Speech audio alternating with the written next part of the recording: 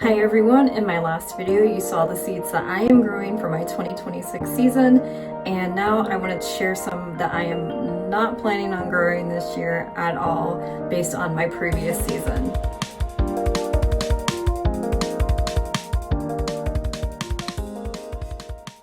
Alright, so if you were watching my previous video, you kind of saw that I am in the midst of cleaning and re-gearing to set up for my 2026 growing season.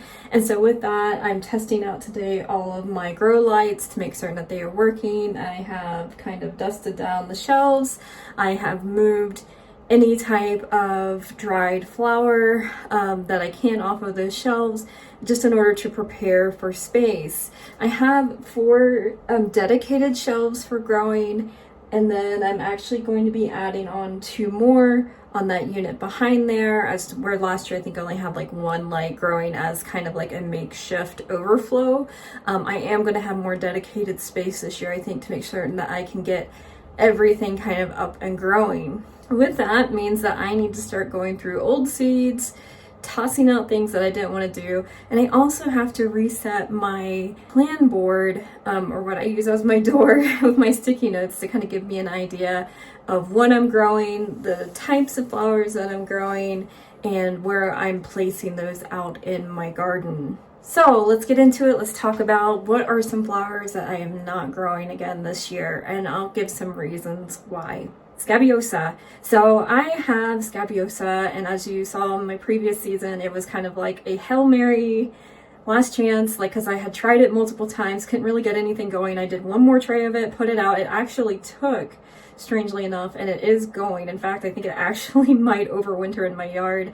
So I've got to figure out a plan on where I'm going to be moving those out to. The reason I don't really care for Scabiosa at this point is that even though they create just such a beautiful, nice little tiny disc flower, they don't have, to me, like the longest vase life, it feels like. And so they're also kind of a messy flower in that once that vase life has been reached, they kind of drop all of their petals all over the place, and it's just a little messy. Like I mentioned, I probably am going to attempt to maybe dig up and move some of those out of the way to somewhere else, but I don't plan on dedicating space into my main garden for that type of flower. Next up is Honeywort or Blue Kiwi Ceranth. And so this one I actually did use for a lot of filler and stuff during my earlier spring season. It had beautiful little blue flowers and stuff, but I felt like it was so inconsistent. I didn't get really great stem length on it, so it was great for mason jar arrangements and things of that sort, but I wasn't getting good height on it. It's a beautiful flower. The leaves are just like this nice kind of bluish green color, and it's such a shame because I actually did enjoy working with it. Didn't feel like it was worth my time. Celosia. So it's probably going to be very controversial, but Celosia was a pain in my ass this past year. I restarted so many trays of Celosia, I cannot even tell you, just to get them growing. Ones I would start, they wouldn't even make it past seedling stage before they would just kind of croak. And finally I got some to get started and to get out and get planted. I felt like I planted those super late in the season, and the unfortunate part is that I feel like by the time I'd got it put in the place I had planned for it, my cosmos was already to the point of starting to shade that area out. And then the stems I got were not very big at all when I cut.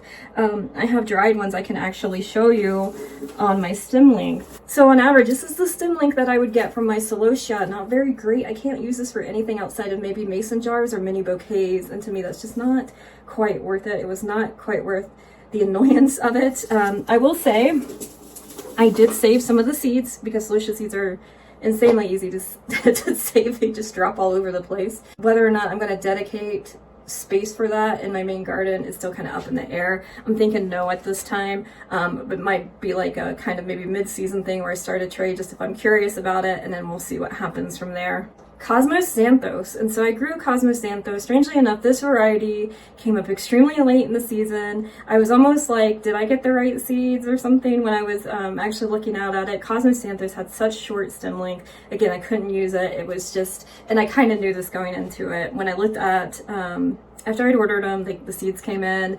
I noticed that it kind of mentioned something like it was good for growing in pots and things like that. And so that kind of triggered me to know that I guess these probably aren't going to give me a lot of stem length. And sure enough, they didn't even get to be like 12 inches tall in any type of scenario. And so that is why I'm going to go this year with my previous seeds of the Rubenza, and then also I'm trying to double click white variety as well. Eucalyptus. So, eucalyptus, as we know, takes a bazillion years to get started. It is one of those things you have to baby for very long periods of time. I'm talking about starting in December and not seeing anything viable out of it until probably the end of summer towards fall. And while I did give my eucalyptus plenty of time out in the yard, I felt like it never got more than a foot tall. It just kind of stayed stagnant. I did harvest what I could out of it, and it's kind of just hanging as an ornamental decoration in my house currently. But out of all of that babying and everything that I had to do for that, just to get like a handful of eucalyptus was not worth it to me. Purple basil or ball basil. And so this one, I knew what I was getting into, guys. I ordered it based on the color. I thought the color was just really pretty and unique, and I was hopeful that maybe I could get some stem length out of it. Fortunately, no, it was true to its growing instructions and specification sheet, and it only got like maybe 10 inches tall at most, so I didn't harvest actually any of it this year. It just all stayed out in the garden as just a beautiful ornamental variety. Bee Balm Panorama, Bee Balm Spiegelarten. I have just a couple of plants, not even a handful, out in my garden that I was able to get some growth out of them for the season. Come summer, they became a little bit more stunted, and I haven't touched them since. If they come up, I'm going to allow them to stay in that little perennial bed section, since both of those varieties are a perennial-based type of bee balm, and so my hope is that they will continue to come in year after year to get flushes of that. And obviously the first year you're instructed not to cut on them, which I didn't, because there's nothing, like they got like that tall at most and no flowers or anything. So I'm hopeful that they will overwinter, and then maybe this season I will actually get some growth and some flowers out of them. But with all of that to say, I am growing my annual variety of Monarda lambada, which is a nice pretty purpley bee balm. It's considered an annual. It doesn't really overwinter, and so I am actually going to continue growing that because I felt like it brought a lot of color and just vibrancy to my spring bouquets. And then on top of that too, just to have those as dried flowers too brings that nice purpley color that I wasn't able to really achieve this year. Persian cress. I tried so many times to get Persian cress started, couldn't do it. I direct seeded it out into my garden. I got like just a couple little inklings that I might get something, and then they just disappeared. So no more for Persian cress, which is why I've switched over to trying Sweet Annie for this season. Dianthus or Sweet William. I tried Sweet William as a cool flower in my previous season. I started them in the fall, winter time, and they just really struggled. I don't know if I overwatered them or what. I did have some that were blooming out, but they were blooming at the exact wrong time. And so they looked pretty pitiful, and from that I kind of just took it as, I just don't think I want to grow Sweet William or Dianthus. Alyssum. So Alyssum was another one that, like, it's gonna sound weird. I got it to grow, but I grew it mostly indoors. And so out in Arizona, Alyssum, the time to grow it actually is in that kind of fall winter season, and then very early spring. I didn't get much, honestly, like long growth length out of it, enough to like use it for any type of flower bouquets or arrangements. And so again, that was another one I had a hard time getting started.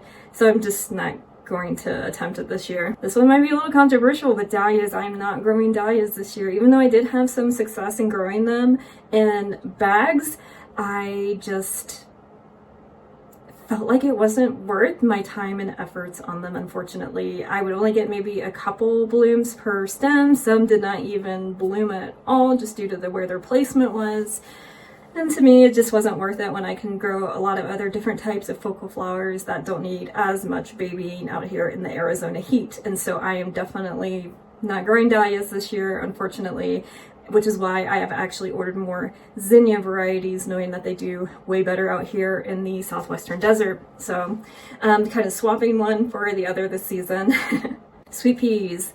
Again, sweet peas was another cool flower that I attempted that I could not get to grow, and I tried to overwinter it numerous times, tried direct seeding, couldn't get anything out of it. I did see some plants starting to perk their heads up in the early and midsummer.